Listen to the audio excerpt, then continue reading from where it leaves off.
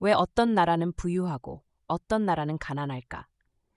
이 질문은 단순해 보이지만 수백 년 동안 인류를 괴롭혀왔다. 애덤 스미스의 국부론은 이 질문에 대해 도덕적 설교도 정치적 구호도 아닌 경제의 작동 원리로 답하려 한 책이다. 애덤 스미스가 정의한 국부는 금과 은의 축적이 아니다. 한 나라의 부는 그 사회가 얼마나 많은 재화와 서비스를 생산할 수 있는지, 그리고 그 생산물이 얼마나 널리 공유되는지에 달려 있다.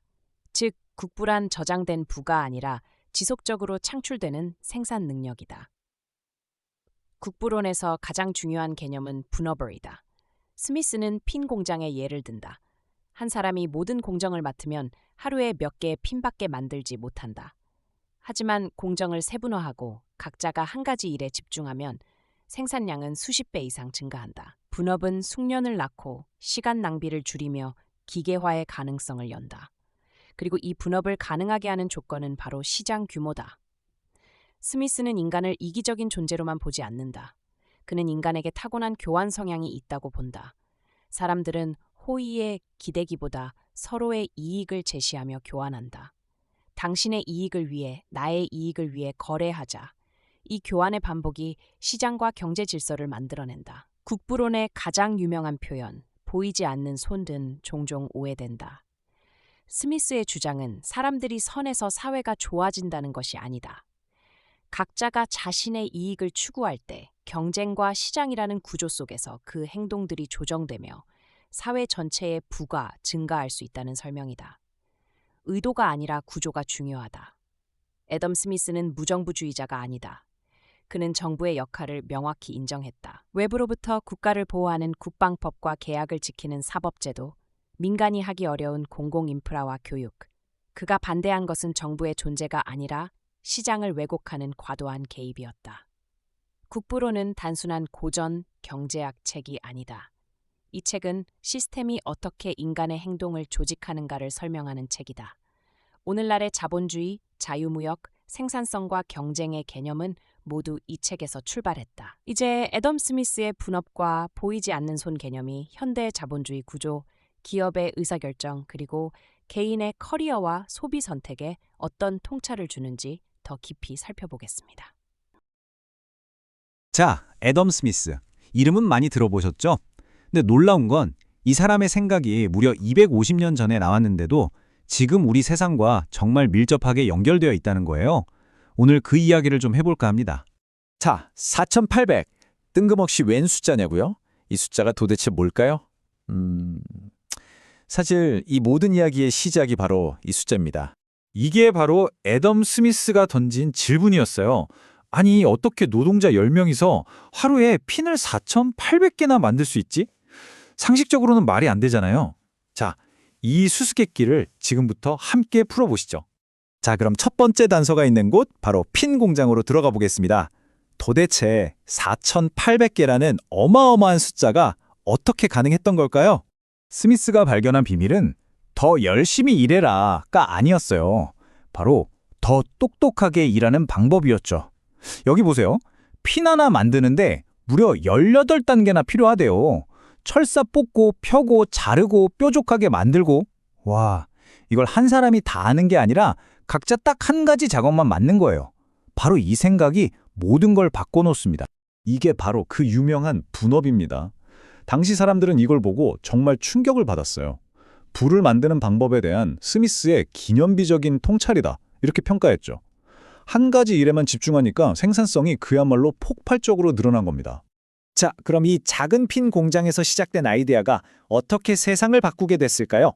그 답은 놀랍게도 자동차 산업에 있습니다. 때는 1920년대 자동차 산업이 막 떠오르던 시기입니다. 당시 시장은 포드의 모델 T가 완전히 장악하고 있었고 제너럴 모터스, 바로 GM이죠.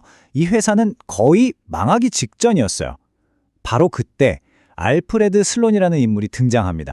슬론은 이 분업의 원리를 공장에서만 쓰지 않았어요. 한 걸음 더 나아가서 경영과 마케팅에도 이 개념을 적용한 거죠. 조직을 이끄는 것 자체를 하나의 전문 분야로 본 거예요. 정말 혁신적이었죠. 포드와 GM의 전략 한번 비교해 볼까요? 포드는 검은색이기만 하면 어떤 색이든 좋다면서 딱 한 가지 모델만 밀어붙였어요. 반면에 슬론은 완전히 다른 길을 갔습니다. 모든 사람의 지갑 사정과 목적에 맞는 차를 만들겠다. 다양한 라인업을 내놓은 거죠. 그러니까 마케팅의 분업을 적용한 이 전략이 결국 GM을 업계 1위로 만든 겁니다. 자, 이제 애덤 스미스의 또 다른 아주 유명한 그리고 사실은 오해도 많이 받는 아이디어로 넘어가 볼 시간입니다. 보이지 않는 손. 이 말 진짜 유명하죠? 스타워즈에 나오는 우주선 이름이기도 하고 게임 더 위쳐에선 협박용 대사로도 쓰이고 심지어 우리나라 과자 광고에도 나왔어요. 근데 이게 원래 의미랑은 좀 다르게 쓰이는 경우가 되게 많더라고요. 애덤 스미스가 직접 남긴 이 유명한 문장을 한번 보시죠. 우리가 저녁을 먹을 수 있는 건 정육점 주인이나 빵집 주인이 착해서가 아니라는 거예요. 그들이 자기 이익을 챙기기 때문이라는 거죠. 바로 이 개인의 이익 추구, 이게 스미스 이론의 핵심 엔진입니다. 아니, 이기심이 어떻게 사회에 이익을 준다는 걸까요? 스미스는 그 답을 시장 경쟁에서 찾았습니다. 빵집 주인이 돈을 벌고 싶다는 이기적인 마음 때문에 옆집부터 더 맛있고 싼 빵을 만들려고 노력하잖아요. 결국 그 이기심 덕분에 우리가 더 좋은 저녁을 먹게 되는 거죠. 보이지 않는 손은 무슨 신비한 힘이 아니에요. 수많은 개인들의 이기적인 선택이 시장의 가격과 경쟁을 통해 조화를 이루면서 자기도 모르는 사이에 사회 전체의 이익을 가져다주는 과정을 비유한 말입니다. 하지만 이 시스템에도 치명적인 약점이 있습니다. 분업과 전문화, 이게 너무 극단적으로 가면 어떻게 될까요? 이 신문 기사 좀 보세요. 끔찍한 실제 사건이죠. 전화국 한 군데에 불이 났는데 나라 전체 통신이 마비됐어요. 왜 그랬을까요? 모든 통신망이 바로 그 한 곳에 전문적으로 집중되어 있었기 때문입니다.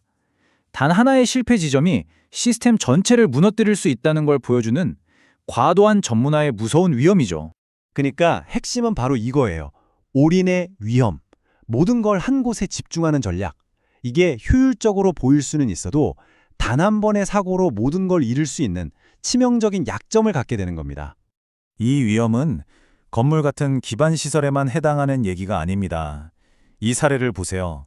한 나라의 미래를 책임질 핵심 인재들을 전부 한 비행기에 태웠다가 끔찍한 사고가 났죠. 이건 역시 되돌릴 수 없는 비극을 낳은 올인 전략이었던 셈입니다. 자, 국가적인 재난까지 불러오는 이 올인의 위협. 이 거창한 원리가 우리 개인의 지갑과는 대체 무슨 상관이 있을까요? 계란을 한 바구니에 담지 마라. 다들 들어보셨죠? 이 익숙한 격언이 바로 조금 전에 봤던 전화국 화재나 비행기 추락 같은 비극을 막는 핵심 해법입니다. 즉, 위험을 분산시키는 거죠. 그리고 이 단순한 아이디어가 현대금융 전략으로 발전하면 바로 이런 모습이 됩니다.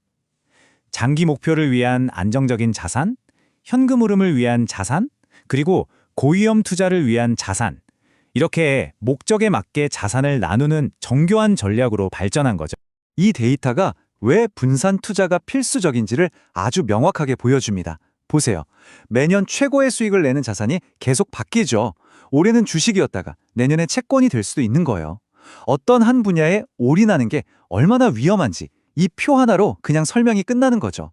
자, 이제 마지막으로 애덤 스미스의 유산에 대한 논쟁이 오늘날까지도 얼마나 뜨거운지 한번 짚어보겠습니다. 그에 대한 평가는 정말 극과 극을 달립니다. 한쪽에선 그를 인류에게 주어진 선물이라며 영웅으로 칭송하고요. 다른 한쪽에선 아이들을 광산으로 내몬 체제를 옹호한 사람이라면서 아주 맹렬히 비난하죠. 과연 그는 번영의 설계자였을까요? 아니면 탐욕의 옹호자였을까요? 250년이 흐른 지금도 이 논쟁은 계속되고 있습니다. 여러분의 생각은 어떠신가요?